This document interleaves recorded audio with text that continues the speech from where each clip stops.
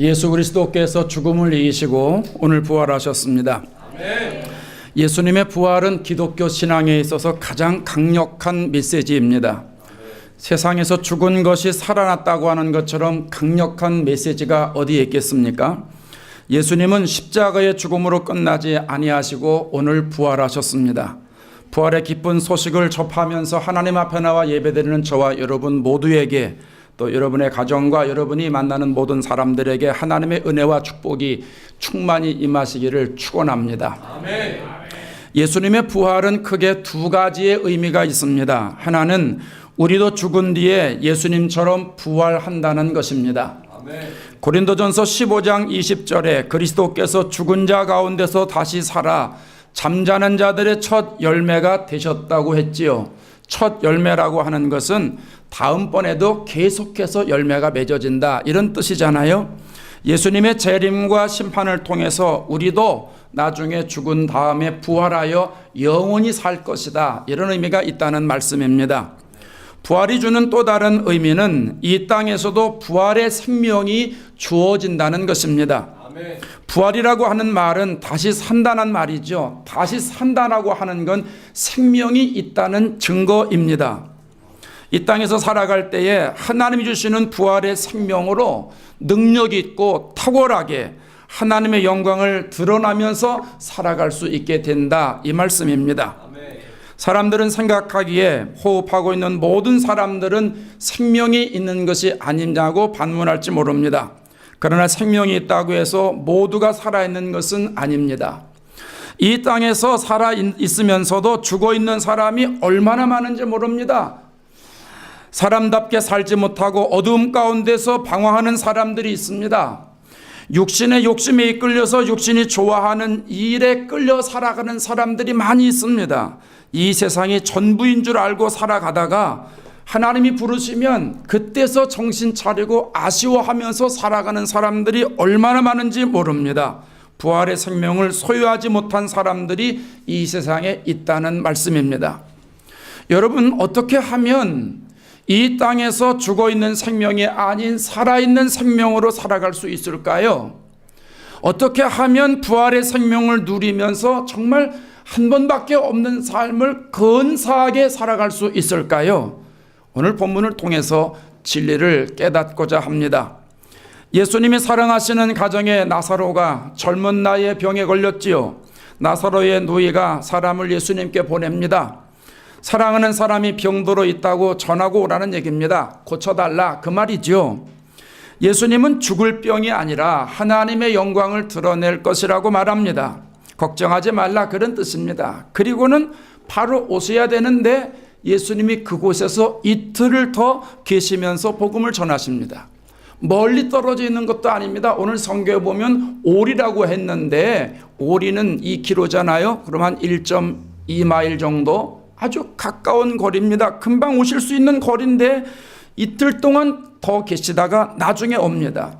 그 사이에 나사로가 시름시름 앓다가 죽었다는 얘기지요. 장례를 치렀다는 얘기입니다. 나사로가 죽은 다음에 예수님이 찾아갔습니다. 마르다가 예수님 오신다는 소식을 듣고 맞이합니다. 마르다가 예수님께 대화를 나눕니다. 주님이 여기에 계셨다면 죽지 않았을 텐데요. 되게 아쉬워합니다.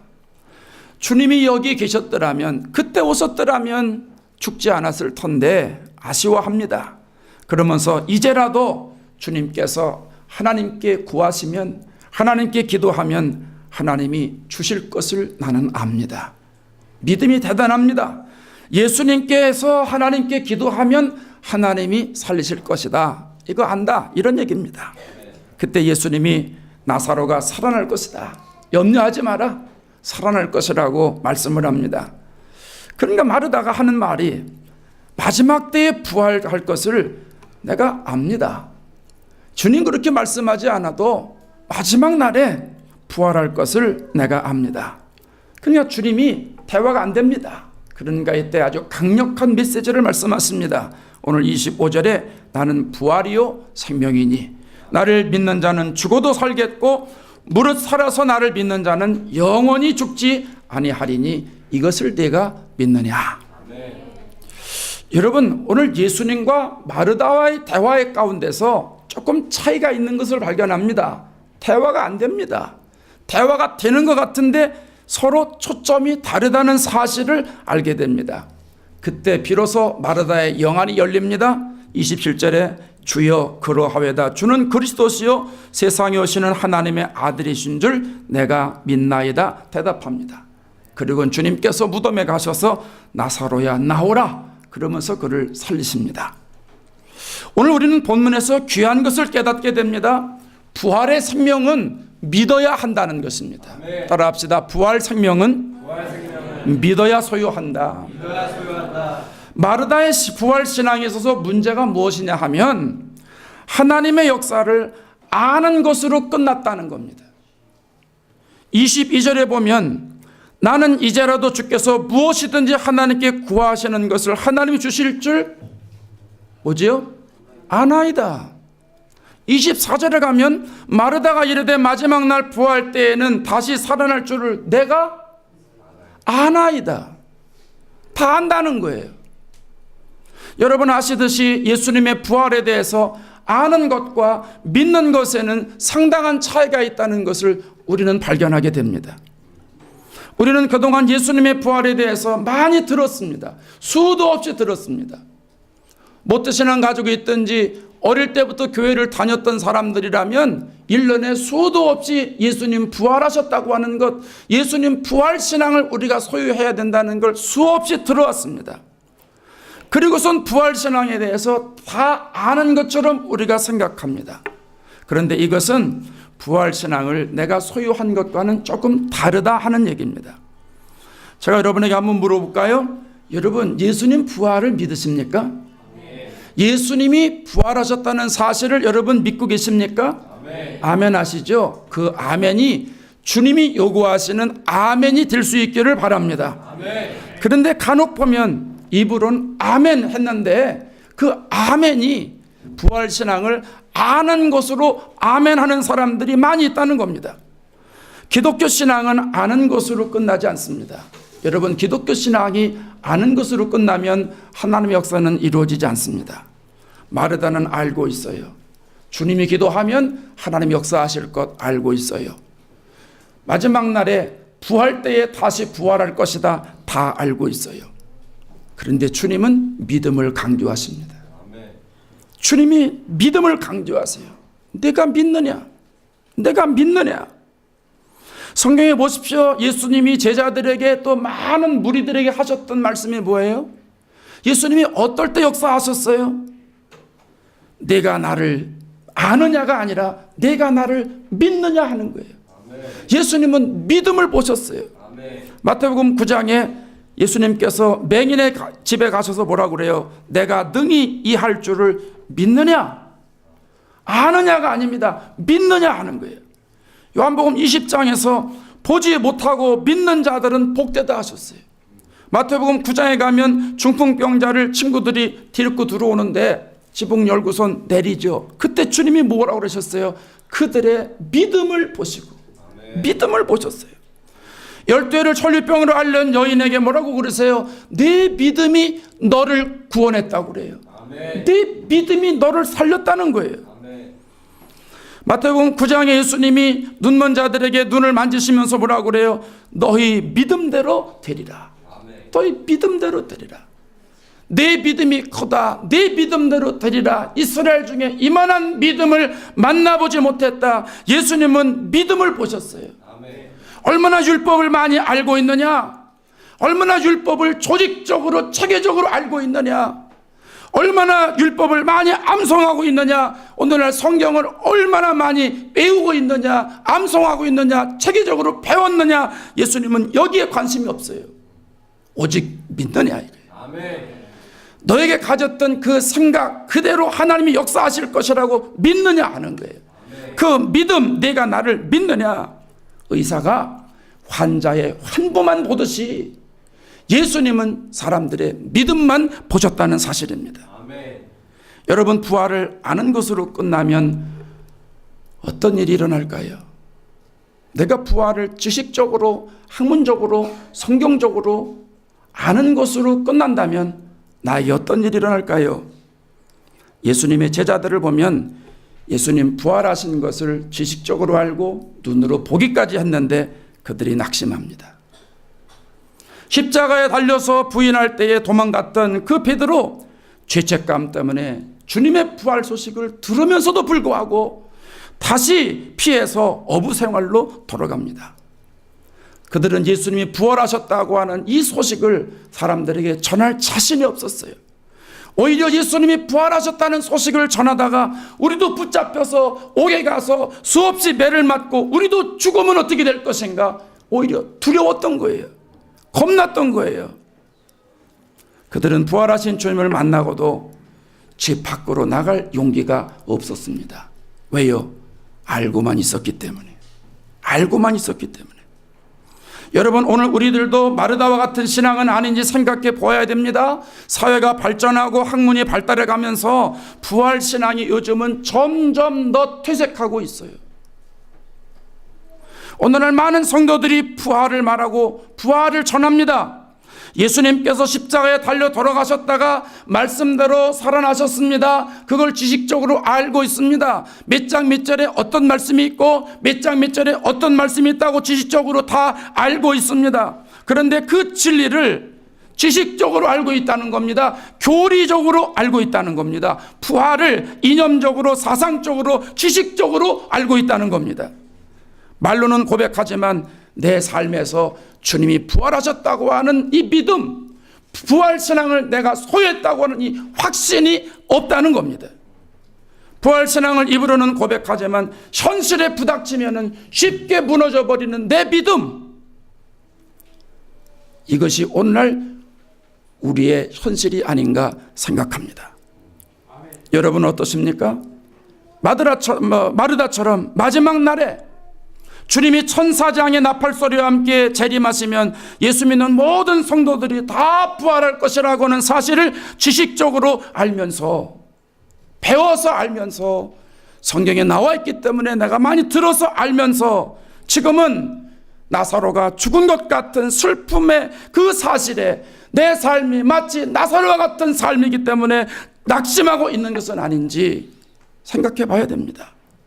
하나님이 천지를 창조하시고 지금도 변함없이 우주를 주관하고 계시다는 사실을 알면서 내 상황에서는 창조의 그 능력이, 부활의 그 능력이 없다고 하는 사실을 내가 느끼면서 사는 것은 아닌지 생각해 봐야 됩니다. 여러분, 명품 좋아하시죠? 명품. 우리 교인들은 돈이 없으신가 보네. 저도 명품은 잘 몰라요. 언젠가 우리 성도들 중에 한 사람이 한국으로 이사 가면서 제 와이프에게 코치를 선물해 주고 갔다고. 코치 모르시나? 코치. 그래서 내가 왜 코치야 감독을 사주지 이러고 말았는데 그냥 그 정도로 무식합니다. 예. 근데 알고 보니까 진짜가 아니고 가짜. 이제 이거를 가짜라고 가르쳐주고 줬대요. 예. 그게 뭐 어땠습니까? 괜찮죠? 명품이라는 게 어떤 건가 하도 몰라서요. 제가 인터넷 가서 찾아봤어요. 어떤 것이 있나? 정말 많이 있습니다. 많이 있어요. 내가 무식한 줄 또 알았어요. 듣도 보도 못한 브랜드가 왜 이렇게 많은지 몰라요. 뭐 샤넬은 기본이랍디다. 뭐 끌로에 또 내똥내똥하는 그 루이비통 뭐 이런 거 있다면서요. 뭐 발렌티노 또 뭐 캘리백이라고 하는 거 하고 가지고 이러는데 그거 가방이 얼마나 좋은 건지 한국 가면 그 3만 불이랍니다. 그거 하나에. 예. 예. 이게 말 같지도 않으니까 여러분 놀라지도 않잖아요. 그 뭐 에르메스 또 무슨 뭐 프라다, 구찌, 뭐 페라가모, 셀린, 까르띠에, 불가리, 티파니, 쇼메 뭐 모르는 게 많아요. 예. 근데요, 요즘 그 가짜들이 많이 나오잖아요. 그걸 뭐라고 그래요? 예? 짝퉁을 많이 만들어요. 그래서 진짜보다 짝퉁이 더 많답니다. 짝퉁이 더 많대요. 짝퉁 갖고 다니는 사람들, 이게 짝퉁이다 하고서 들고 다니지만 어떤 사람들이 보면, 보통 사람들이 보면요, 그게 진짜인지 가짜인지 구분이 안 가요. 진짜 들고 다니는 사람이나 가짜 들고 다니는 사람이나 다 진짜처럼 들고 다녀요. 당당하게 들고 다닙니다. 당당하게 메고 다니고요. 당당하게 옷 입고 다니고요. 가짜 마크가 분명히 있는데도 개의치 않습니다. 당당합니다. 당당하게. 그런데 성도들은, 여러분, 부활의 생명이 가짜입니까? 진짜입니까? 예수님 부활하셨다는 소식이 진짜입니까? 가짜입니까? 대답해 보세요. 부활의 생명이 있다고 하는 것을 여러분 진짜로 받아들이세요? 가짜로 받아들이세요? 갈수록 대답이 적으시네. 예, 진짜지요? 진짜로 고백하시면 아멘 해보십시다. 부활의 생명이 진짜인데 그 진짜의 생명을 소유한 사람들이 가짜처럼 살아간다는 거예요. 부활의 생명을 말로만 내가 고백합니다. 근데 살아가는 모습을 보면 다 가짜인 거예요. 가짜처럼 살아요, 교인들이. 유대 사람들이요, 그 사람들이 솔직히 무슨 생명이 있어요? 우리 기독교에서 보면 유대 사람들은 다 가짜 아니에요. 그 사람들은 예수 그리스도가 아직도 안 왔다고 기다리고 있는 사람이에요. 율법을 기준으로. 율법에 얽매여 사는 사람들이에요. 그렇게 2000년을 살았어요. 그런데 그들은 그게 진짜처럼 살았어요. 갖은 수모를 당하면서 엄청난 많은 사람들이 희생하면서까지도 그들은 그것이 진짜라고 믿고 살았어요. 그래서 오늘날 그것 때문에 그들을 살렸어요. 그게 이스라엘이에요. 근데 우리는 2000년 전부터 진짜인 것을 알았어요. 물론 그전에도 진짜 알았죠.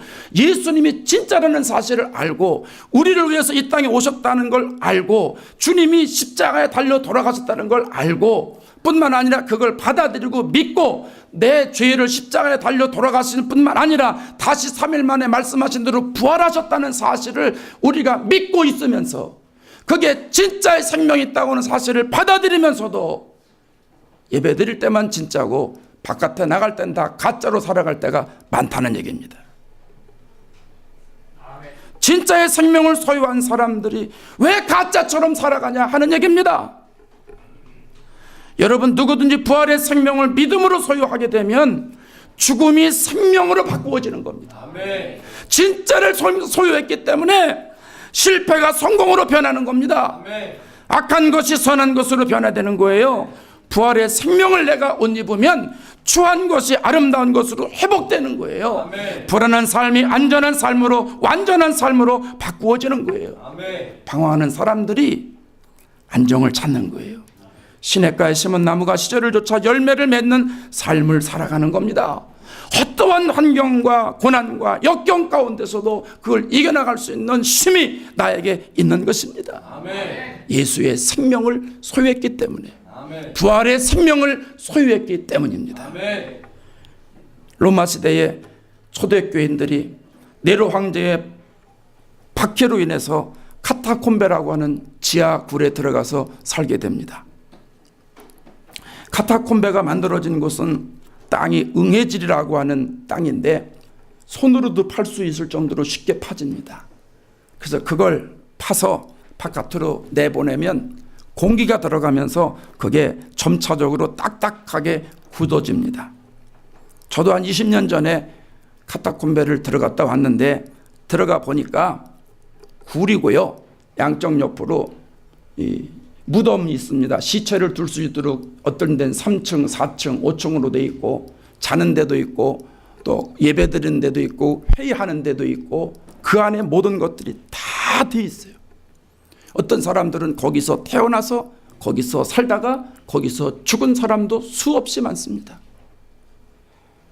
사실 죽은 사람들과 마찬가지죠. 뭐 나와요? 이건 아니고요. 이거는 나사로 무덤, 이스라엘의 가족 무덤 요겁니다. 미안합니다. 사실 카타콤베에서 살아간다고 하는 것, 여러분 그게 말이 쉽지 햇볕을 한 번도 못 보고 살아가는 사람들입니다. 그처럼 고난이 어디 있습니까? 그런데도 거기에서 그들은 기도하고 하나님을 예배하면서 부활의 신앙을 소유하면서 정말 그 부활의 생명대로 살아가려고 발버둥 치면서 부활의 신앙을 대대로 물려주기 위해서 애를 썼다는 사실입니다. 그런데 나중에 어떻게 됐습니까? 그들을 통해서 하나님이 로마를 복음화하지 않았습니까? 이게 부활 생명의 역사인 줄로 믿습니다. 많은 성도들이 가만 보면 어떤 사람들은 상처받았다는 사람도 있는데, 물론 다른 사람들이 상처를 주었으니까 상처를 받은 겁니다만은 상처 입은 자아를 늘 붙잡고 살았기 때문에, 어릴 때부터 상처를 받아서 그 상처 붙잡고 살았기 때문에 그것이 반응하는 것뿐입니다. 많은 성도들이 살기 힘들다고 말합니다. 너무 형편이 어렵다는 뜻이기도 하지만 역시 자신의 힘과 능력에 의지해서 살았다고 하는 말이 되는 것입니다. 그러니까 살기 힘든 것이지요. 그러나 여러분, 부활하신 주님을 체험하기만 하면, 부활하신 주님의 생명을 소유하기만 하면 그 어떤 일이라도 이겨나갈 수 있는 파워가 내 안에 있게 되는 것입니다. 아멘. 여러분의 삶이 답답하고 절망스러운 처지에 있습니까?